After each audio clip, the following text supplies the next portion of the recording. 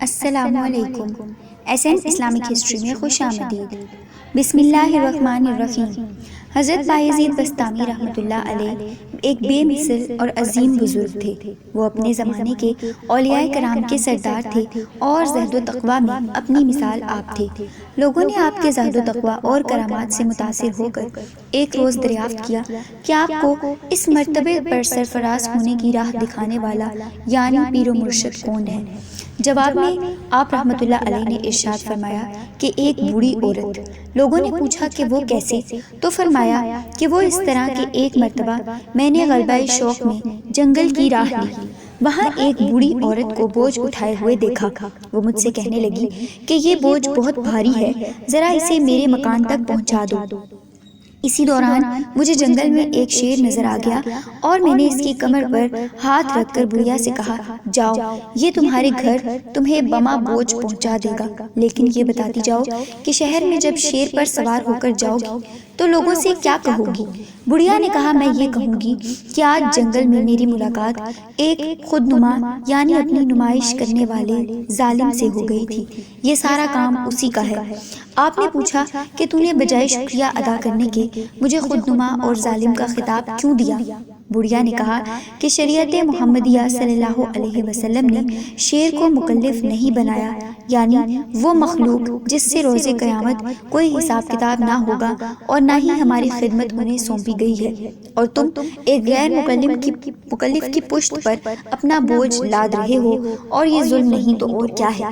اور دوسرا عیب تمہارے اندر یہ ہے کہ خود کو لوگوں پر صاحب کرامت ظاہر کرنا چاہتے ہو، اور اسی کا نام خود نمائی ہے۔ چنانچہ میں نے بڑھیا، جو دراصل خدا کی ولیہ تھی، بڑھیا کی جانب سے ایسی نصیحت اور عبرت حاصل کی کہ ہمیشہ ایسی چیزوں کے اظہار سے توبہ کر لی۔ بس اسی وجہ سے میں اس ولی صفت والی بڑھیا کو اپنا راہبر اور مرشد سمجھتا ہوں۔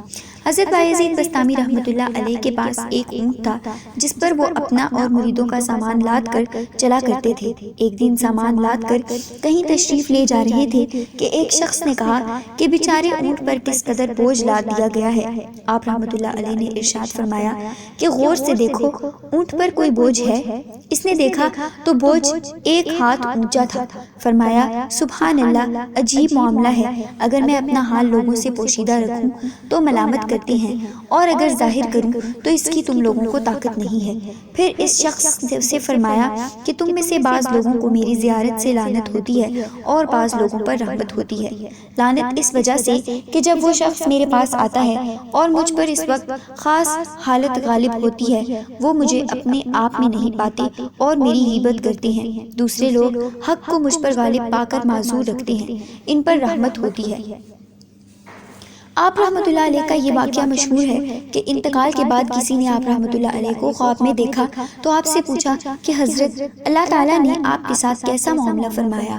جواب دیا کہ ہمارے ساتھ بڑا عجیب معاملہ ہوا۔ جب ہم یہاں پہنچے تو اللہ تعالیٰ نے پوچھا کہ کیا عمل لے کر آئے ہو؟ میں نے سوچا کیا جواب دوں اور اپنا کون سا عمل پیش کروں، اس لیے کوئی بھی عمل اس قابل نہیں کہ ان کے سامنے پیش کیا جائے، لہٰذا میں نے جواب دیا کہ یا اللہ، میں کچھ بھی نہیں لایا، خالی ہاتھ آیا ہوں، آپ کے کرم کے سوا میرے پاس کچھ بھی نہیں۔ اللہ تعالیٰ نے فرمایا، ویسے تو تم نے بڑے بڑے عمل کیے، لیکن تمہارا ایک عمل ہمیں بہت پسند آیا۔ وہ عمل یہ ہے کہ ایک رات جب تم اٹھے تو تم نے دیکھا کہ ایک بلی کا بچہ سردی کی وجہ سے ٹھٹر رہا ہے۔ تم نے اس پر ترس کھا کر اس کو اپنے لحاف میں جگہ دے دی اور اس کی سردی دور کر دی، اور اس بلی کے بچے نے آرام کے ساتھ ساری رات گزاری۔